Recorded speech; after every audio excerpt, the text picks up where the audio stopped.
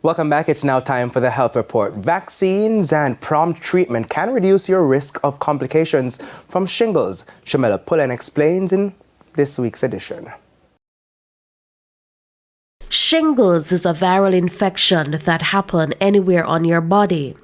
Family physician Dr. Winston Dawes says it is caused by the same virus that causes chicken pox.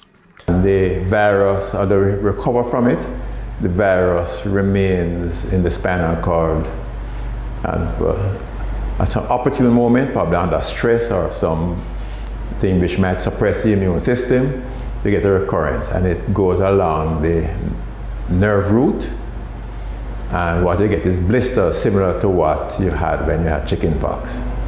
It's extremely painful. Some people may also experience fever, headache, sensitivity to light and fatigue.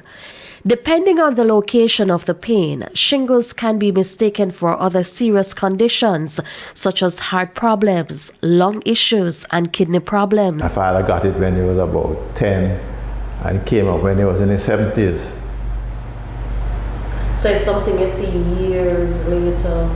Yeah. Okay. But if people who have, who are on medication for cancer or HIV and the immune system is suppressed, then they're more liable to get it. Shingles can be treated using tablets and cream. But if left untreated, it can lead to vision loss, skin infections, and neurological problems. You should avoid being around people who are unvaccinated because you can infect them with chickenpox. Because the vesicles are teeming with the chickenpox virus. And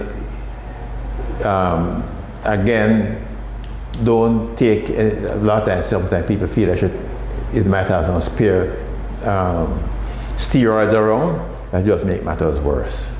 So if you have shingles, go and see your doctor. With your health report, I'm Shamela Pullen, wishing you good health.